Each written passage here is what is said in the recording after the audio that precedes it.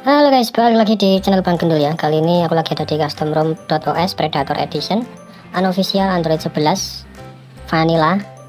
Changelognya kayak gitu. Dan ini di maintainer sama Arjuno Jowo. Oke, seperti apa reviewnya? Jangan kemana-mana guys.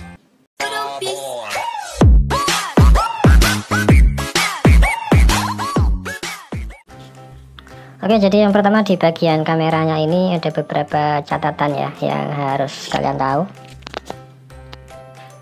Untuk di bagian setting untuk kamera sound ini masih tetap bunyi walaupun kita disable.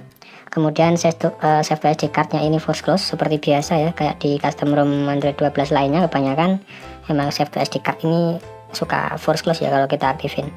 Terus kemudian untuk dua ini dia mau muncul aman normal. Kalau misalkan nanti kalian sudah matiin flashnya tapi tetap nyala, artinya di bagian ini harus kalian disable. Kemudian di bawahnya ada apa ya, nggak ada fingerprint shooter ya ternyata.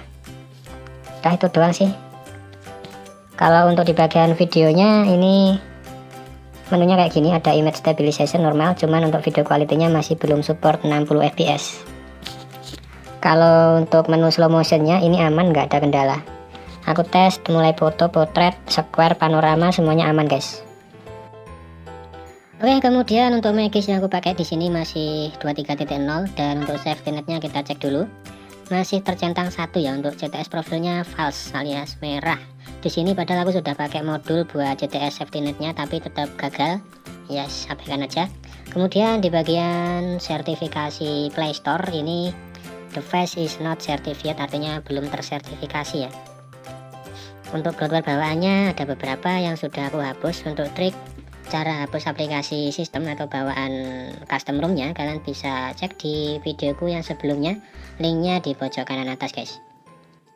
Oke, langsung aja kita menuju ke menu setting. Kita cek satu persatu. Yang pertama untuk mobile networknya, private network tipe sudah banyak pilihan. Kemudian untuk hotspot dan tethering sudah support buat tethering VPN. Terus di bawahnya ada menu kustomisasi, kalian bisa atur kustomisasinya di sini. Cuman untuk ngatur kustomisasi ini agak gimana ya, agak harus teliti gitu ya, karena untuk tampilannya beda banget dari custom ROM kayak biasanya. Yang pertama kita cek dulu untuk wallpapernya. Wallpapernya tampilannya kayak gini, ada live wallpaper tapi aku nggak pakai ya. Terus ini dia pilihan wallpapernya banyak, ada .os, kemudian Lineage, terus other room juga ada di sini. Kalian bisa pilih sesuai selera.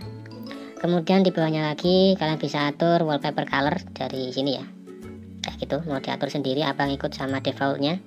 Kemudian untuk temanya juga bisa kalian atur color warnanya ya.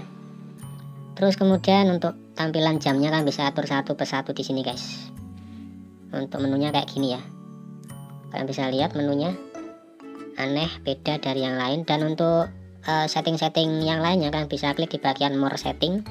Nah ini mulai dari always on display, kemudian status bar itu kalian bisa pilih-pilih sendiri ya guys. Kalian bisa geser-geser karena di sini untuk pilihannya pun macam-macam. Di bawahnya ada gaming dashboard dan aku nggak terlalu paham sama fitur atau menu yang ada di game dashboardnya ini. Aku biarin aja seperti defaultnya ya, untuk setting-settingnya aku nggak ngerubah.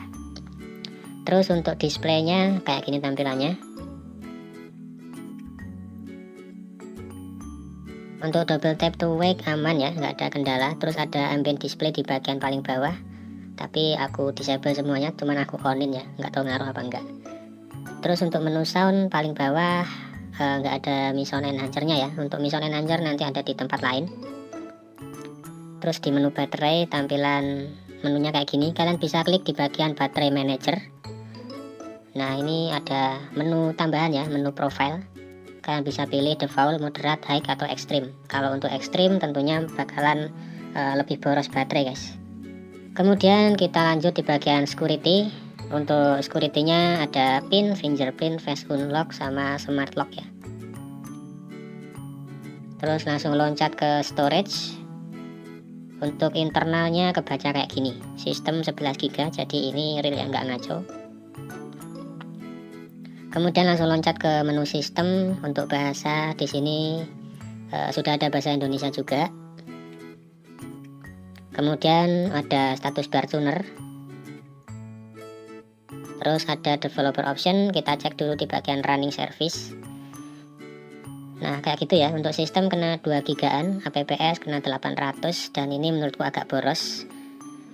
Terus terang kalau untuk custom ROM aku lebih nyaman pakai Android 10 apa Android 9 ya, itu lebih ringan, jauh banget lah pokoknya kalau dibandingin antara Android 11 sama Android 12.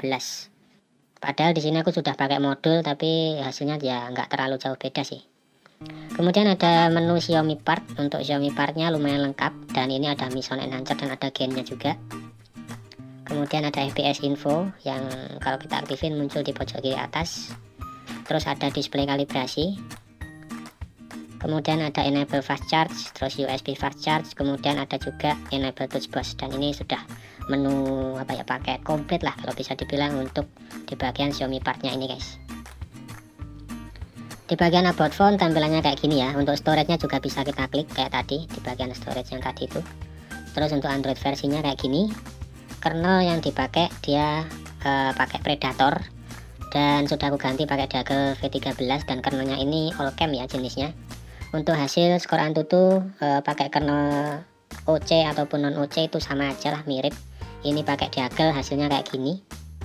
Dan GPU nya tetap kebaca 10 ribuan ya untuk GPU, atau kenapa biasanya kan 25.000 ke atas ya.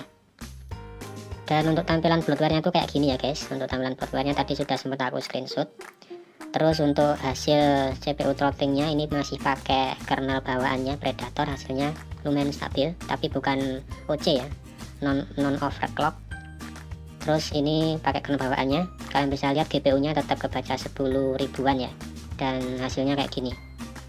Ini untuk CPU throttling yang lain aku tes pakai Deagle dengan apa ya, pakai modul, hasilnya juga sama aja. Ini pun juga gitu pakai modul. Aku tes beberapa kali hasilnya nggak berubah. Ini pakai kernel Predator bawaannya guys. Kemudian ini 137 pakai kernel bawaannya ya. Pokoknya nggak tahu ganti kernel pakai modul dan sebagainya, hasilnya nggak jauh beda. Kalau dipakai main game agak berat, kerasa banget beratnya, dan anehnya di custom ROM ini tuh kadang waktu buka aplikasi dia nggak berjalan dengan maksimal. Contoh aja waktu aku ngetes AnTuTu Benchmark, dia langsung loncat-loncat guys. Maksudnya di layarnya itu ngeblank ya, layarnya itu ngeblank tapi suaranya kedengar jalan gitu loh. Terus di custom ROM ini sebenarnya itu ada YouTube pancetnya ya, tapi untuk YouTube-nya ini nggak tahu ding YouTube pancet apa bukan. Yang jelas waktu aku buka dia itu error ya, kayaknya sih pancet kayaknya. Ini pancet sih kayaknya. Waktu dibuka ada error kayak gini, error 400, makanya aku disable, aku hapus dari bukan aku disable sih, aku hapus langsung dari menu sistem ya. Ya udah gitu aja, kalau secara garis besar aku kurang nyaman pakai custom ROM ini. Makasih sudah nonton, dan kita bakal ketemu lagi di next video. See you, bye bye.